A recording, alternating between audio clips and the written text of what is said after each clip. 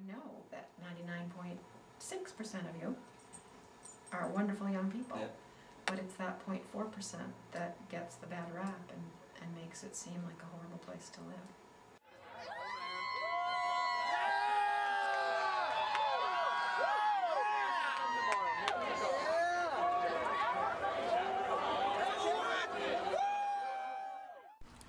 In the summer of 2006, the Princeton Review released their annual college rankings. Among other things, the University of New Hampshire was ranked number 6 in the most strained town-gown relationships. Although a person cannot take complete stock in this list of colleges, it brings an interesting question to the forefront. Is there a serious problem that exists between the residents of Durham and the college students that live there, or is it just an overhyped statistic given too much attention by the Princeton Review? My folks moved to Durham when I was 12.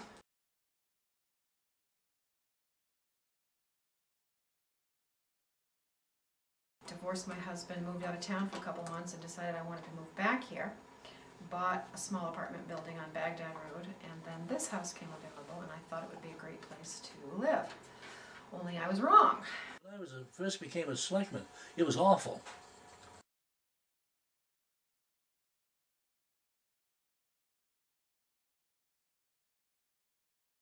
And there was some tough, across the street, one of the selectmen called up one of the policemen he had and said, go in there and shut that thing down.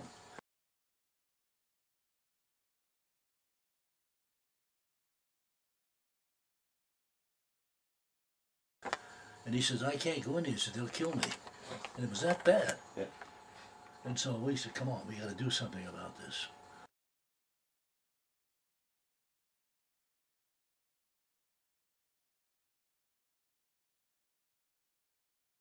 You know, we can handle the parties. We can knock on doors and say, guys, you're supposed to be quiet at 11.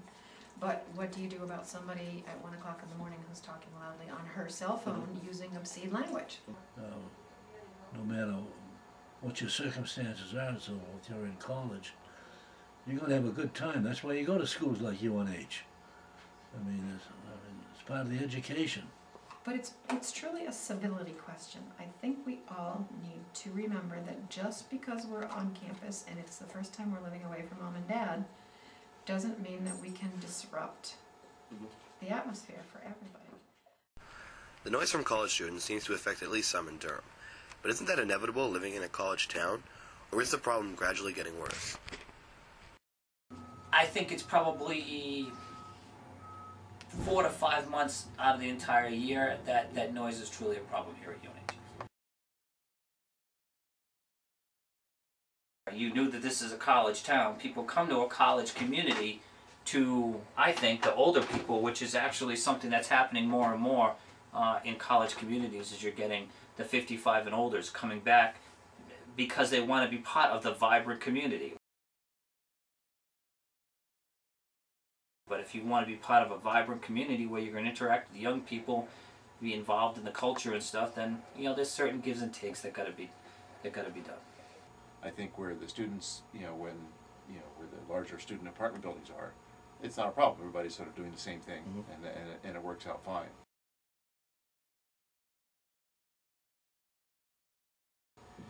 And I think most of the townspeople don't. They understand that, but they also don't, they're just not happy about it when it encroaches on their neighborhood.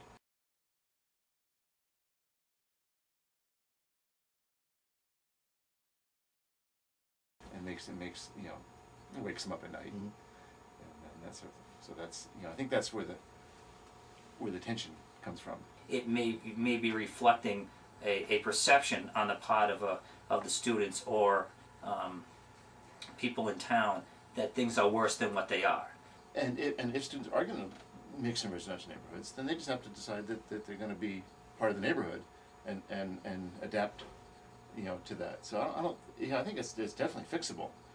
And I can tell you from a law enforcement standpoint, we're the ones stuck with dealing with the issue, it ain't any worse this year than it was 10 years ago.